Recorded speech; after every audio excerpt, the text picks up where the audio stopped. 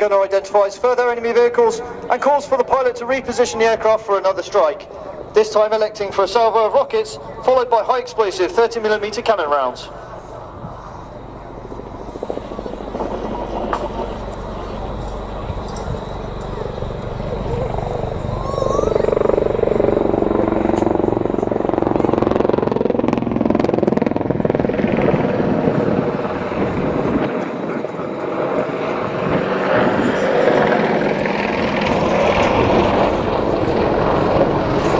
The target will be acquired and tracked by the gunner, providing a steering cursor to aid the pilot, who will aim and fire the rockets.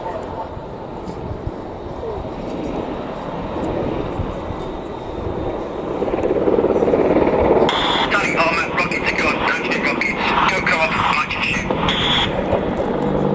12 rockets, match and shoot, firing. Action rockets, action gun, 10 round bursts, valid range, firing.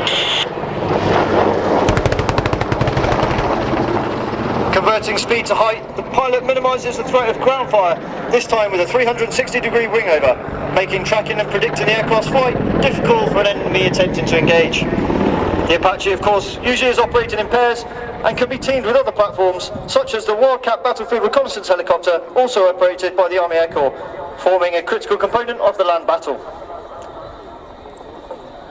A wing over is a tactical return to target manoeuvre, flown to rapidly reposition the aircraft back towards the threat.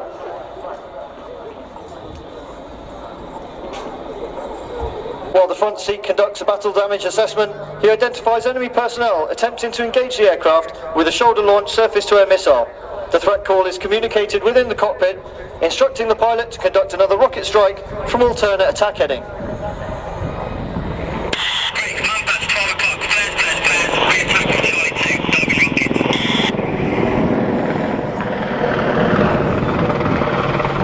The crew then work together to update a set of pre-engagement checks, ensuring all systems are configured correctly for another strike. Row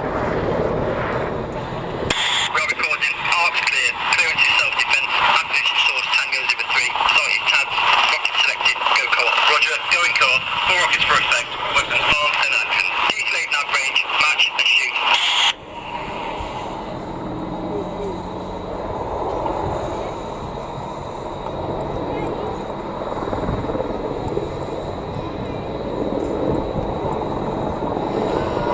Match and shoot, firing, good set, no misfires.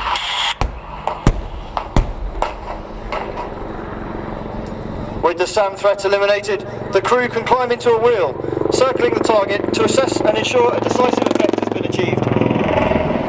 The gunner's scan with the cameras is interrupted as the pilot spots enemy soldiers from a dug-in position, bringing a heavy machine gun to bear in the aircraft's direction. Good effect on target, 4 enemy vehicles destroyed, radar threat eliminated. Pilot helmet sight, dismount HMG, my gun, alter range, firing.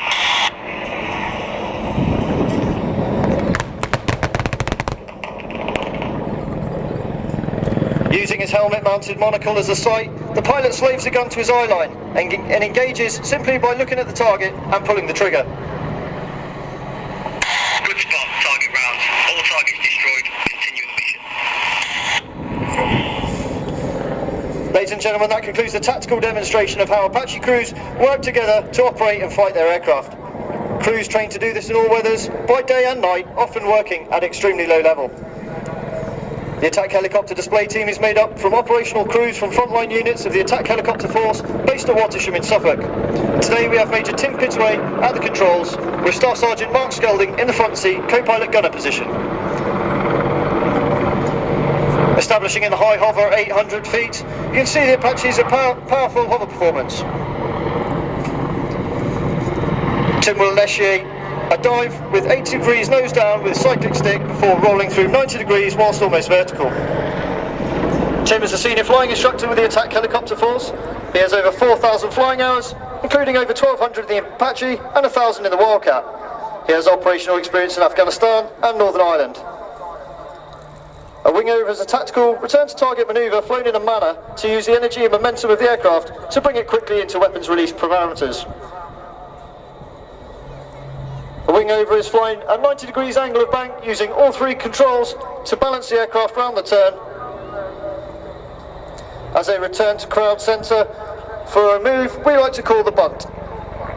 The bunt sees the aircraft pitch from 90 degrees nose up to 90 degrees nose down at the highest point of the manoeuvre.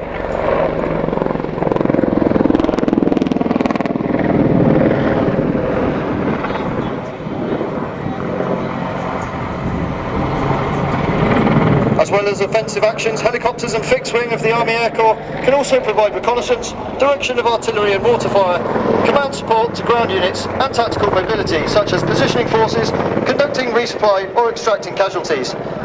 The majority of the Corps is held at high readiness for operations to deploy alongside either the Army's division, the Air Assault Task Force, as well as commitment to supporting special forces both in the UK and around the world. The transition to the Echo model Apache will ensure that the Corps will continue to operate the best attack helicopter in the world. A significant update to the longbow that you see today, the AH-64E Apache Guardian will be fully integrated with the new Royal Navy Queen Elizabeth class aircraft carriers to continue providing a vital land and maritime strike capability. The Apache has 4 weapons pylons mounted on the stub wings. These stations can be fitted independently with either CRV-7 rocket launchers, Hellfire missile rails, or external fuel tanks for increased range and endurance. As you can see today, gunship has been configured with a mixed loadout of rockets and missiles. Each rocket launcher houses 19 70mm folding fin rockets, while the missile racks can hold up to 4 radar or laser guided Hellfire missiles. These pylons will automatically articulate through 19 degrees to keep the weapons in firing constraints for as long as possible. Both the rockets and missiles can engage targets out to ranges of 8 kilometres, while the powerful 30mm cannon mounted underneath the fuselage can fire high explosive rounds out to beyond 4 kilometres with a cyclic rate of 625 rounds a minute. As you watch gunship perform sideways laterals, you can see the Apache's impressive hover performance and a representative all-up weight. Above the main rotor disc, you'll notice the distinctive shape of the aircraft's fire control radar. This radar is able to scan out to 8 kilometres, detecting over 1,000 targets, prioritising them and offering the pilot 16 simultaneous firing solutions through the aircraft's weapons processors. Along with target detection and missile guidance, the radar is also capable of mapping the terrain ahead of the aircraft in flight to assist in navigation and terrain avoidance at night or in bad weather. On the nose of the aircraft is the Target Acquisition Designation Site, or TADS. Housing the day TV and infrared helmet sight can also be used to control the position of the gun. The Army Air Corps was formed from the glider and air observation post squadrons of World War II and have played a key role in every major UK operation ever since. These modern helicopters are, as the aircraft were then, commanded, flown and supported by soldiers who were trained to fight predominantly in the land environment. The Army Air Corps continues to actively recruit both officer and senior non-commissioned aircrew, making the Army the only service that offers a flying career to both officer and soldier pilots. Staff Sergeant Mark Skelding is one of our soldier pilots. In the front seat today, he joined the Army Air Corps from the ranks of the Royal Horse Artillery, transferring from within the Army to complete his flying training. Completing another 180-degree present to target manoeuvre at the front, Tim now approaches head-on for another look at the 360-degree wing over. This move demonstrates the awesome power of the 2 turbomecha engines mounted either side of the fuselage. Each engine provides over 2,300 shaft horsepower, meaning together they produce more power than 4 Formula 1 racing cars.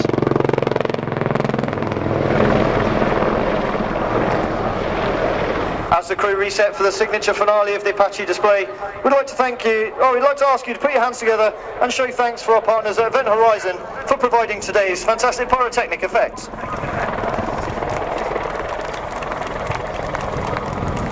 Ladies and gentlemen, if you're out capturing photographs today, this may be one that you'd like to take home with you, so please do have your cameras at the ready for a final time.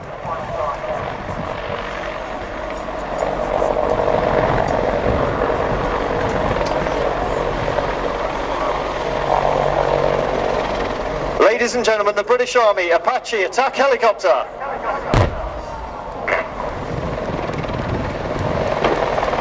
So that concludes today's demonstration of the Army Air Corps Apache helicopter. So on behalf of the whole team, Major Pittaway, Staff Sergeant Skelding and Gunship will now perform the customary bow to thank you for your support. So please do give them a wave, put your hands together and show your appreciation for their efforts today.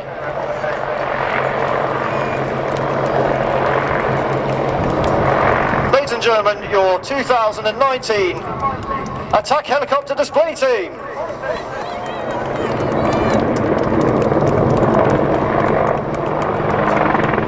finish, I'd just like to remind you that you can visit us on social media for more team news and information on upcoming displays.